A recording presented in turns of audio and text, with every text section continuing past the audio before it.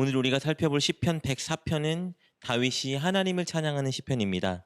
다윗은 창세기 1장에 기록된 천지를 창조하신 하나님에 대해 묵상하다가 자신을 둘러싼 모든 곳에 있는 피조물들을 바라보며 하나님의 은혜를 목격했습니다.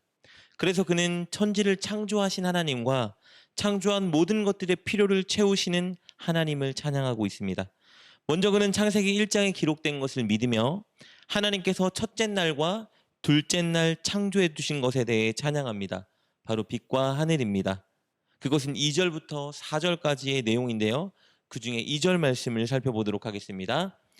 주께서 옷을 입음같이 빛을 입으시며 하늘을 휘장같이 치시며.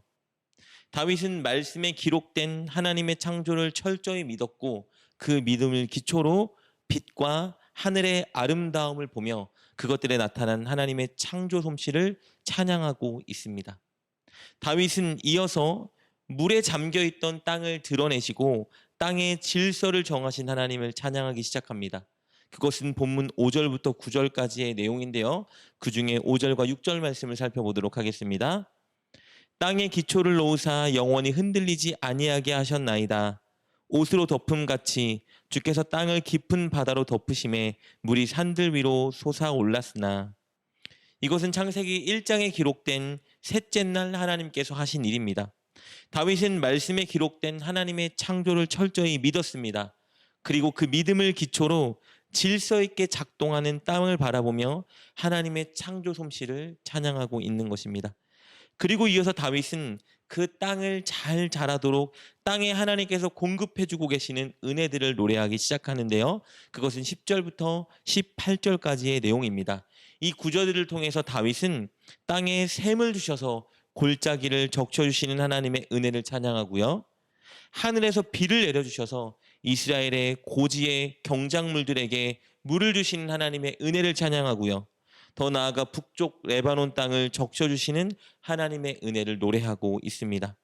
하나님이 이렇게 땅에 비를 내려주시고 은혜를 주신 결과 그 안에 있는 모든 피조물들은 하나님의 공급을 통해 잘 자라나며 만족을 얻고 있습니다. 10절부터 12절까지의 내용을 보도록 하겠습니다.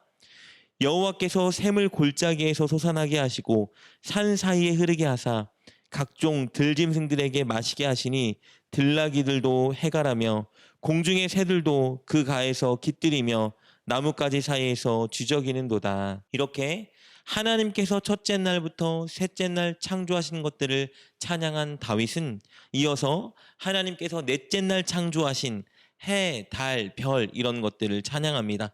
하나님은 그것들을 창조하셔서 우리에게 시간의 개념을 부여해 주셨는데요. 그것을 노래하는 다윗을 볼 수 있습니다. 19절과 20절 말씀입니다.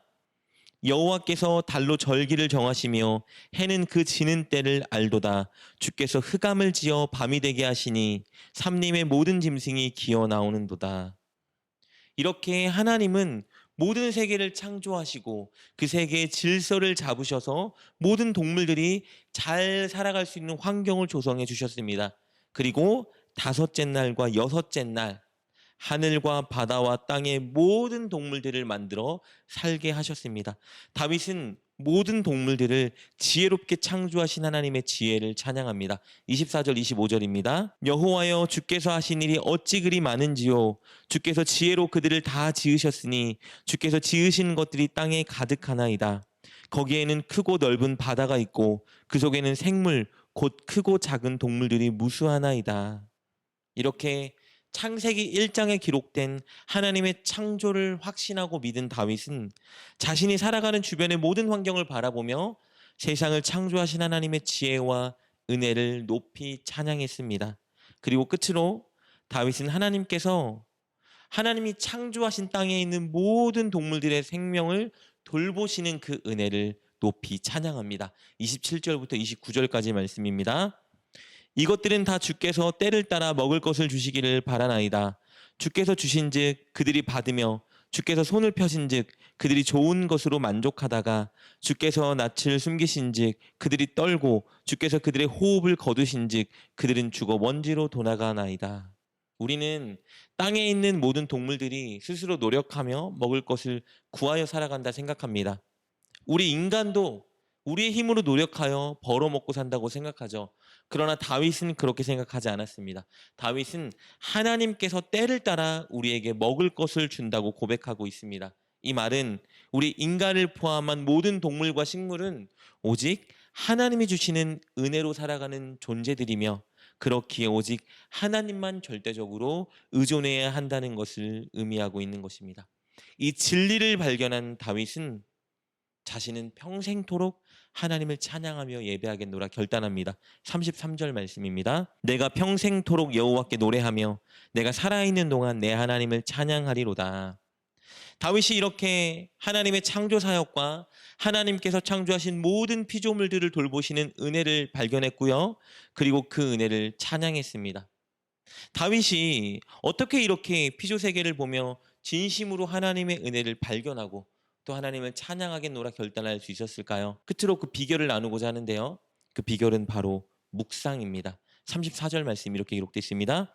나의 기도를 기쁘게 여기시기를 바라나니 나는 여호와로 말미암아 즐거워하리로다. 34절에 나의 기도라는 말을 원어로 보면요, 묵상입니다. 다윗은 나의 묵상을 기쁘게 여기시기를 바랍니다 고백하고 있는 것입니다. 다윗은 하나님의 말씀인 창세기를 묵상했고, 그리고 그 말씀을 근거로 주변에 하나님이 창조하신 세계들을 바라보며 묵상했습니다. 묵상은 하나님의 말씀과 하나님께서 행하신 모든 일을 마음으로 깊이 생각하며 되새기는 행위를 의미합니다. 그 묵상이 있었기에 다윗은 하나님의 말씀을 삶의 현장에서 경험했고 그 은혜를 깨달을 수 있었던 것입니다. 그리고 하나님께 더 가까이 나아가는 믿음을 가질 수 있었던 것이죠. 사랑하는 여러분, 날마다 우리 삶에 필요한 것은 바로 묵상입니다.